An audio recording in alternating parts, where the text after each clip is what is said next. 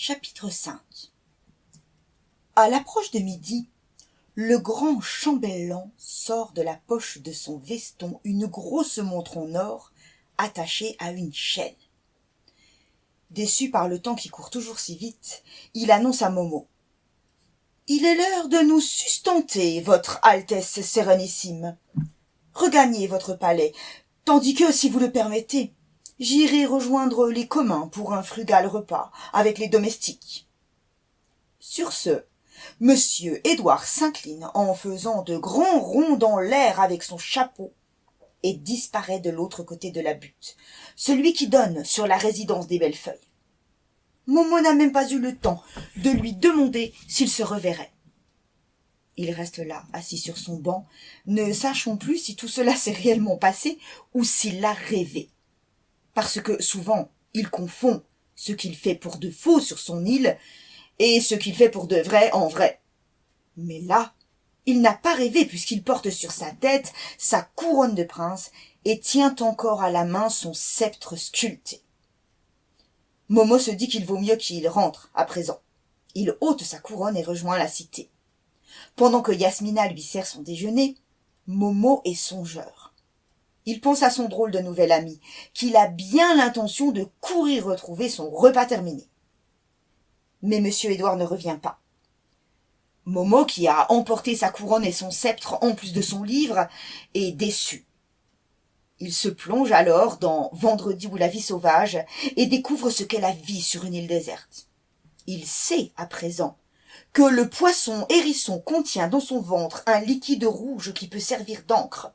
Il sait aussi comment construire une maison en troncs de palmier et en roseaux, fabriquer une horloge à eau et plein d'autres choses très utiles en cas de naufrage sur une île déserte. Quand Momo finit son livre, le soleil est de l'autre côté de la butte. Monsieur Édouard n'a pas reparu. C'est alors que Momo se souvient que le mercredi est le jour du bibliobus. Il prend ses jambes à son cou et arrive sur l'esplanade juste au moment où Souad s'apprête à baisser le rideau métallique. « Bonjour Mohamed » lui dit-elle en lui adressant un sourire de fleurs. « Je t'attendais, tu as tardé. C'est la responsable de la bibliothèque qui m'a parlé de toi. »« Je m'excuse, » bredouille Mohamed, paralysé par le fait que la fleur connaisse son nom en entier. Je lisais. « Parfait, » approuve Souad. « Alors, quel livre veux-tu prendre ? Les deux moitiés de l'amitié et Mon ami Frédéric, dit Momo qui connaît sa liste par cœur et dans l'ordre. Très bon choix, fait Souad. Et tu as de la chance, car je les ai tous les deux en rayon. Et tandis que Souad écrit sur le registre, Momo regarde le livre posé à côté d'elle. La vie devant soi, lit-il dans sa tête. Souad a suivi le regard de Momo. Tiens, c'est drôle, remarque-t-elle. Le héros de ce livre-là s'appelle Mohamed, comme toi, et tout le monde l'appelle Momo. Momo écarquille les yeux. Le voilà non seulement prince, mais aussi héros de roman. Quand Monsieur Édouard le saura, il sera trop content. Enfin, s'il revient. Je veux bien ce livre-là aussi, dit-il alors à Souad. Mais elle fait la grimace. J'ai peur que ce soit un peu difficile pour toi. Ce n'est pas vraiment un livre pour enfants. Tiens, regarde. Souad lui tend son livre pour qu'il en lise la première page, car elle sait que si les premiers mots d'un livre ne plaisent pas aux enfants, alors ils n'ont plus envie de lire la suite. Ce qui est normal, car si les premiers mots ne plaisent pas, il n'y a aucune raison pour que les autres soient mieux. Momo lit donc la première page, et il les aime tous. Il les aime même tant qu'il ne peut s'empêcher de lire aussi la deuxième et la troisième page. Et voilà ce qu'il lit, Momo, dans ce livre. Je m'appelle Mohamed, mais tout le monde m'appelle Momo, pour faire plus petit. Ça c'est trop fort. Jamais il n'aurait pensé, Momo, qu'on parlerait de lui dans un livre.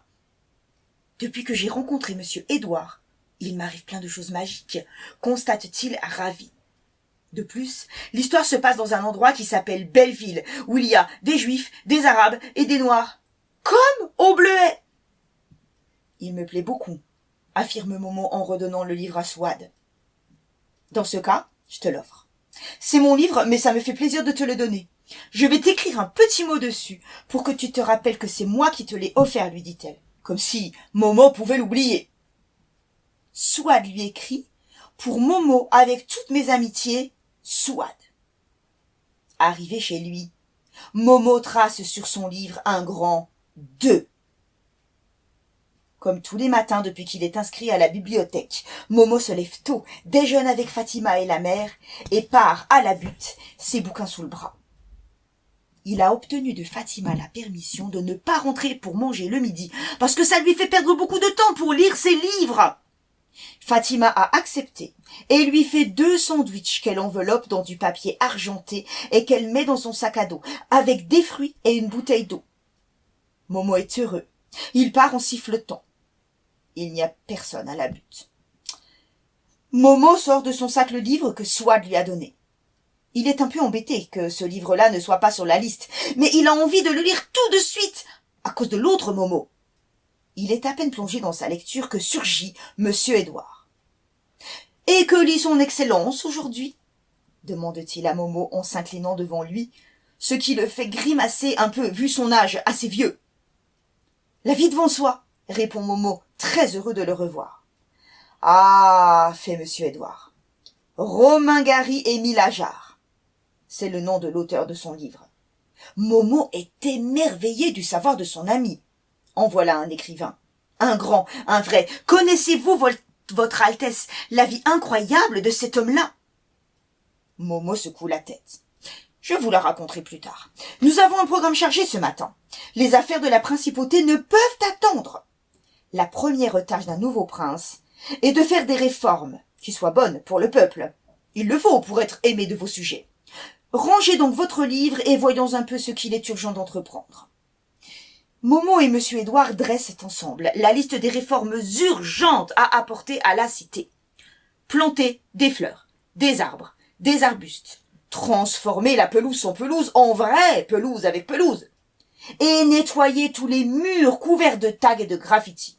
Voilà les priorités du prince Momo. Son grand chambellan a pris note de tout cela dans son cahier.